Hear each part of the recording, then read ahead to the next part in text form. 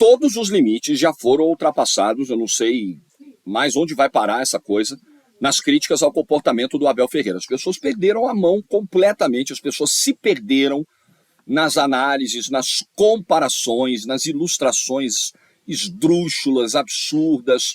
O jornalista precisa entender o seu papel na formação do pensamento da sociedade. A gente tem que ter muita responsabilidade no uso do microfone, no uso do teclado, antes de pensar no clique, antes de pensar na audiência. Enfim, eu estou meio saturado para lidar com esse assunto. Imagino o Abel Ferreira. Like no vídeo, um vídeo pesado. Like no vídeo, se inscreve no canal, ativa o sininho, dá essa força pra gente aí. Bom, no Aposta Ganha eu já dei uma olhada nas odds do jogo do PSG. E essas odds estão bombando. É jogo do campeonato francês, Montpellier e Paris Saint-Germain. Meu parceiro Aposta Ganha não vai te deixar de fora dessa. Dá uma olhada, baitas cotações para esse jogo. Você já faz o seu cadastro, que é rapidinho. Pô, Jorge, vou ficar um ano preenchendo cadastro. Vai nada, jogo rápido. Papum. E aí você já aproveita o meu bônus de boas-vindas de R$5 que eu larguei lá para você. Cincão. Você já dá o palpite no jogo do PSG, do time do Neymar aí, beleza? Então, vem para Aposta Ganha. Vem para apostaganha.bet, link tá aqui na descrição do vídeo, fica também no QR Code na tela, sua chance de, quem sabe, fazer um lucro extra nesse fevereiro que está começando, batendo as portinhas do carnaval, hein? Vem para apostaganha.bet, show!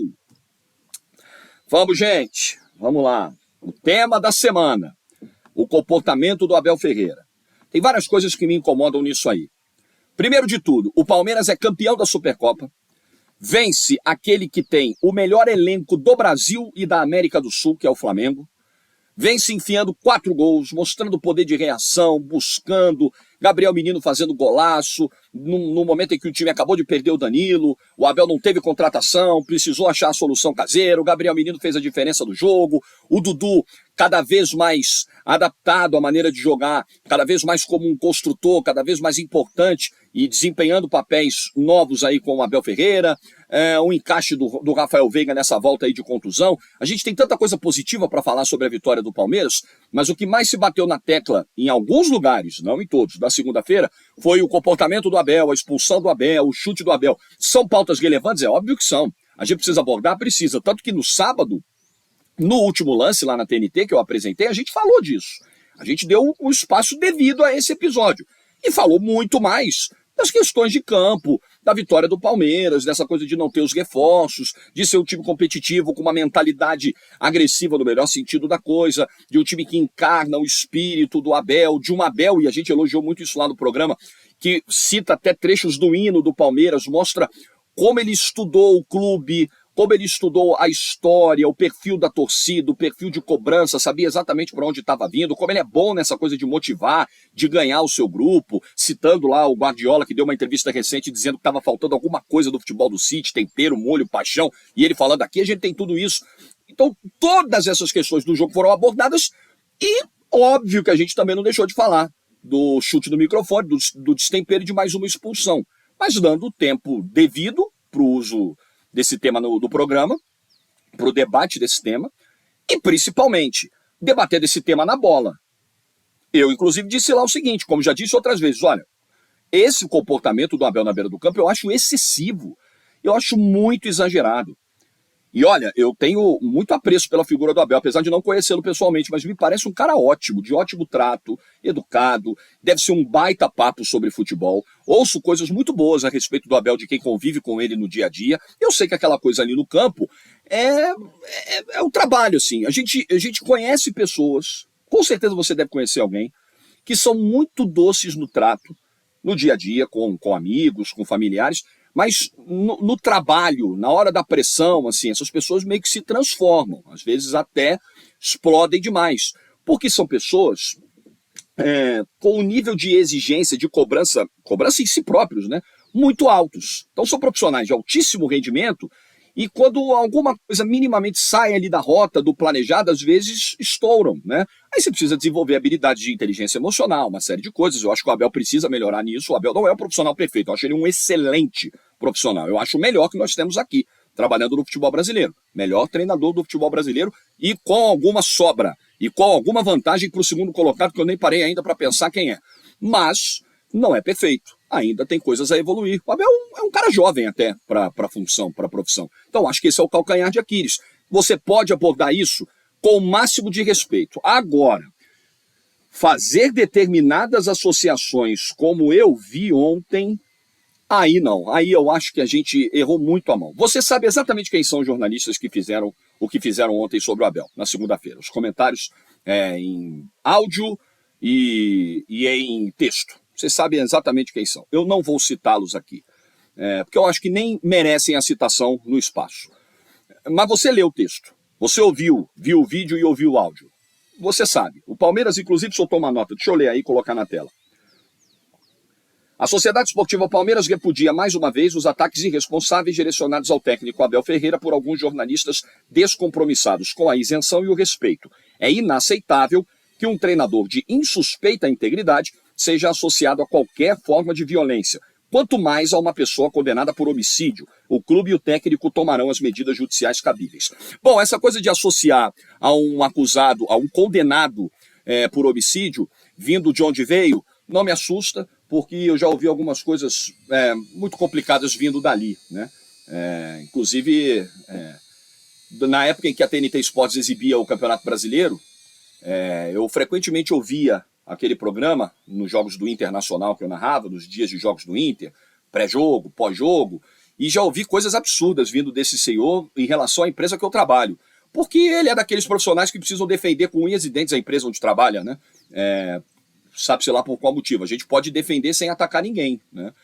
Enfim, eu defendo muito as cores da camisa que eu visto e não preciso aqui dizer que a empresa concorrente é mal pagadora, o que não é, o que é uma mentira, que a empresa concorrente não cumpre contratos, o que não é, o que é uma mentira. Ele deveria, inclusive, se informar melhor. Certamente ele tem muitas informações do motivo da não continuação da parceria entre a TNT Sports e os clubes do Campeonato Brasileiro para entender exatamente onde houve algum descumprimento de cláusula. Provavelmente ele sabe da história, mas ele precisa vender a versão que vai agradar mais os seus empregadores. Então, vindo de onde veio, eu não me espanto. O texto também não me espanta, vindo de onde veio, de gente que faz as associações mais bizarras, e aí eu tento...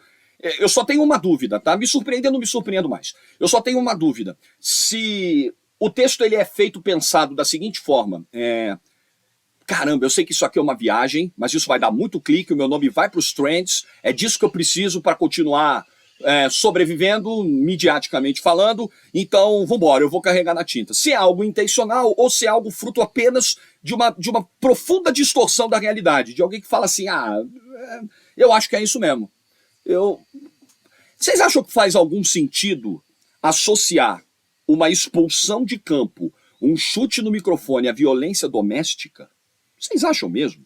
Vocês acham, por exemplo, que torcida organizada, a parte violenta, né, a ala violenta, eu sei que não são todos os membros que agem dessa forma, mas infelizmente a gente presencia muitas vezes um número grande de pessoas ligadas a esses grupos que praticam violência por aí. Vocês acham que eles precisam de algum gatilho, alguma manchete de jornal para serem o que são, para agredirem alguém? Vocês acham que eles precisam de um bate-boca em campo para serem o que são fora de campo? Vocês acham que eles precisam de uma faixa de provocação ao rival para serem o que são fora de campo? Na verdade, essas pessoas, elas podem utilizar várias desculpas. Todas serão desculpas. Nada vai justificar os atos que elas cometem, os atos criminosos que cometem. Então, eu não consigo... E o que mais me preocupa nisso aí, esse debate, o debate da violência doméstica, por exemplo, existem pautas hoje muito delicadas na sociedade e essa é uma delas. Esse debate ele não pode ser tratado dessa forma, sob risco de se tornar algo tratado com pouca relevância. Tipo assim, se você não dá a devida seriedade ao tema, se você faz associações das mais malucas, você prejudica a discussão séria sobre o assunto.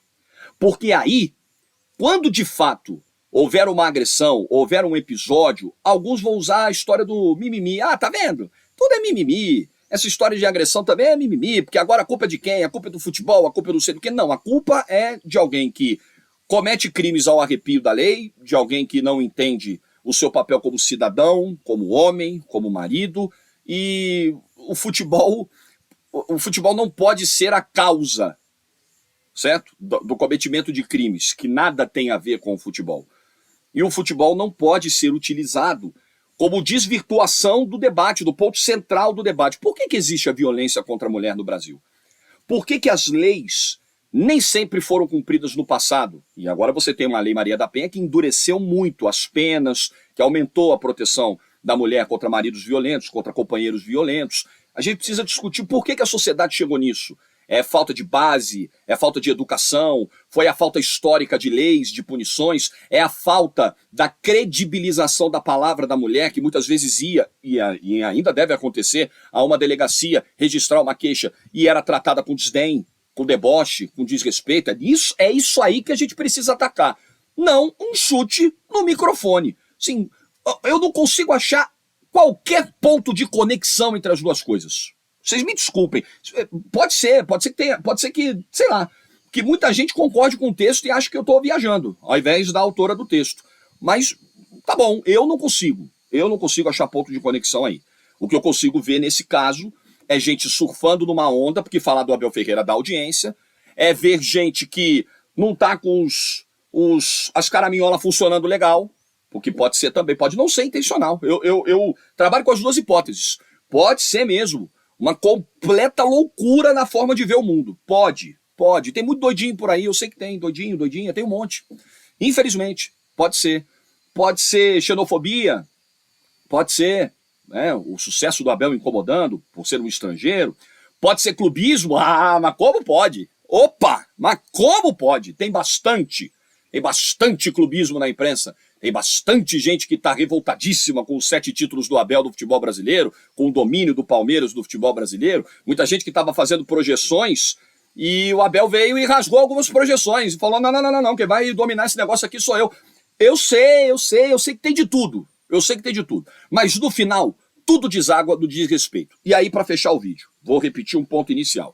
O jornalista precisa ter noção, consciência, primeiro da potência de uma fala, de um microfone, de uma câmera, do alcance disso. E segundo, da sua responsabilidade social na formação do debate da sociedade. Então é preciso dar a opinião. Bruno Formiga tem uma frase com a qual eu concordo muito. Existem opiniões erradas. Todo mundo tem direito a ter uma opinião. Peraí, mas você precisa formar a sua opinião partindo de premissas verdadeiras.